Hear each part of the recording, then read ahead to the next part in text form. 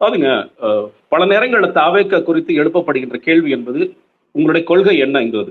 நீங்க பல நேரங்கள்ல என்ன பிரச்சனை ஆயிடும்னு கேட்டீங்கன்னா, விஜயோடைய சினிமால இருந்து அவங்க ரசிகர்கள் நெறைய வந்து கொள்கை எடுக்க முயற்சி பண்ணிட்டே இருக்கிறாங்க. அதனால தான் நீங்க அந்த கட்சிக்குள்ளே பெரிய குழப்பம். விஜய் எந்த விஜய்? சர்க்கார் விஜயா?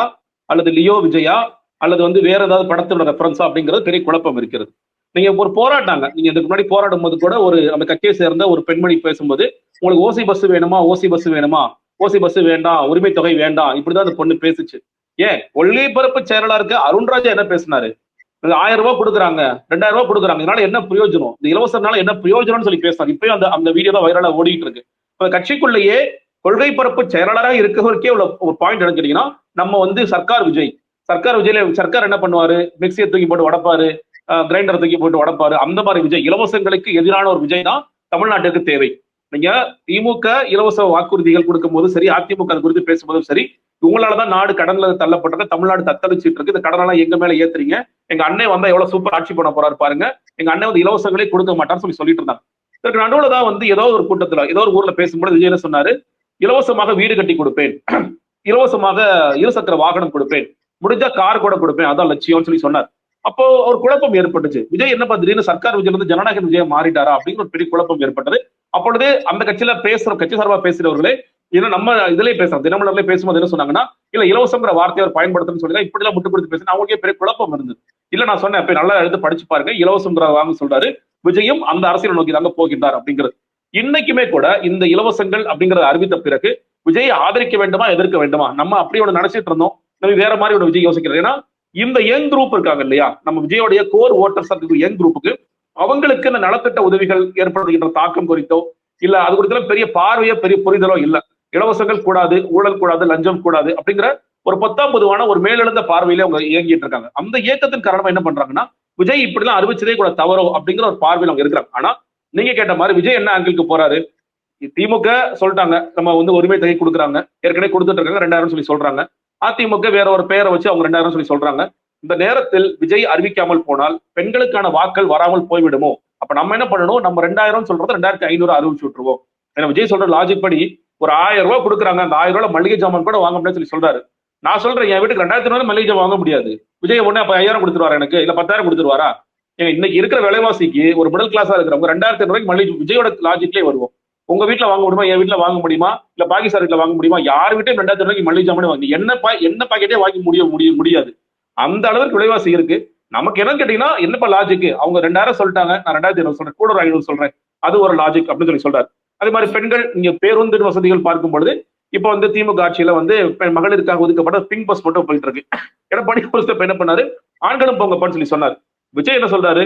எந்த பஸ் வேணாலும் ஏறுங்க, பெண்களாக இருந்தால் எந்த பஸ் வேணாலும் ஏறுங்க, ஏசி பஸ், நீங்க வந்து லாங் டிஸ்டன்ஸ் டிராவல் பஸ், எந்த பஸ் வேணாலும் போங்க, ஏறிங்க, படுத்துக்கங்க, இல்ல வந்து உட்காந்துட்டு போங்க, நீங்க வந்து உங்களுக்கு ஃப்ரீ அப்படின்னு ஒரு வித்தியாசமான சொல்றாரு.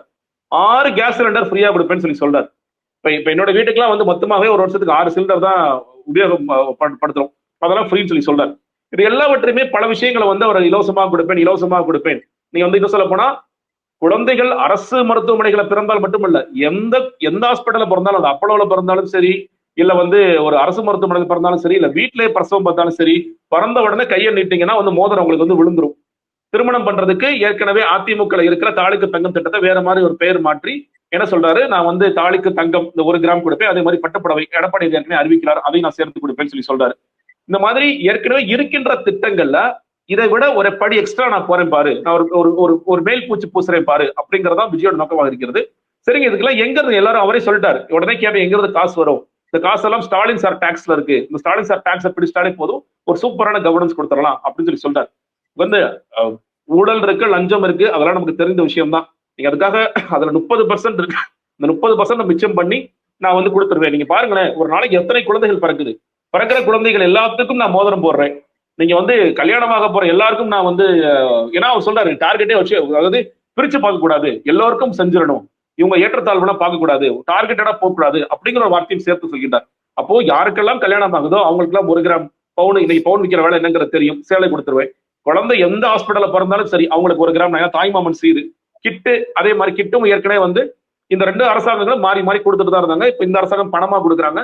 ஜெயலலிதா ஆட்சி காலத்துல உண்மையிலே நல்ல கிட்டு கொடுத்தாங்க. நீங்க வந்து அயன் டேப்லெட், பேர்ச்சம்பளம், சத்து மாவு இதெல்லாம் கொடுத்துட்டு இருந்தாங்க. அது இன்னைக்கும் வெவ்வேறு வகையில தொடருது. அதுல சில பிரச்சனைகள் இருக்கு, போதாமைகள் இருக்கு, குறைகள் இருக்கு. அதனால மாற்று கருத்துல நான் கொடுக்கறல பேபி ஆயில் எல்லாமே கொடுத்துருவேன் அப்படின்னு சொல்றாரு. இது எல்லாவற்றிற்கும் அடிப்படையான கேள்வி, நிதி எங்கிருந்து வரும்? இவ்வளவு நாட்கள் நீங்க தான் சொன்னீங்க 5 லட்சம் கோடி கடன்ல தள்ளிட்டாங்க, அப்படி மோசமா இருக்கு, இப்படி மோசமா இருக்கு அப்படின்னு சொல்றீங்க. ஆனா ரொம்ப சிம்பிளா, ஏன்னா ஒரு சமயத்துல விஜய் பேசினாரு, சாத்தியப்படுத்த முடிந்த ஒன்றுதான் சாத்தியப்படுத்தும்னு பேசினாரு. இதெல்லாம் எப்படி சாத்தியப்படுத்துவீங்க அப்படின்னு ஒரு பெரிய கேள்வி இருக்கு. அதுவும் எல்லா ரேஷன் அட்டைதாரர்களுக்கும் கொடுப்போம்னு சொல்றாரு. இதுக்கெல்லாம் இந்த ஊழலை ஒழிச்சிட்டாலே போது, லஞ்சத்தை ஒழிச்சிட்டாலே போது சொல்றாரு. ரொம்ப பொத்தாம் பொதுவான பார்வையாக இருக்கின்றது. இருக்கின்ற ஏற்கனவே ஒரு அரைத்தமாவைதான் விஜய் மறைக்க பார்க்கிறாரே தவிர புதிதாக ஒரு இடம் சரக்கு இல்லை அப்படிங்கிறதா இது அப்பட்டமாக வெளிச்சம் போட்டு காட்டுவதை நான் பார்க்கிறேன். இன்னொன்னு, அவர் ஏன் இதை செய்யறார் அப்படிங்கிற ஒரு காரணமும் இருக்கு. இந்த நேரத்தில் அவர் பெண்கள் குறித்து அவருக்கான பார்வை என்னவாக இருக்கின்றது ஒரு தனிப்பட்ட, நம்ம அதுக்குள்ள ரொம்ப விவகாரத்துக்குள்ள போக வேணாம், ஒரு தனிப்பட்ட சர்ச்சையும் போயிட்டு இருக்கு. அதை திசை திருப்புவதற்காகவே கூட விஜய் இந்த மாதிரியான அறிவிப்புகளை செய்திருக்கக்கூடிய வாய்ப்புகளும் இருக்கிறது.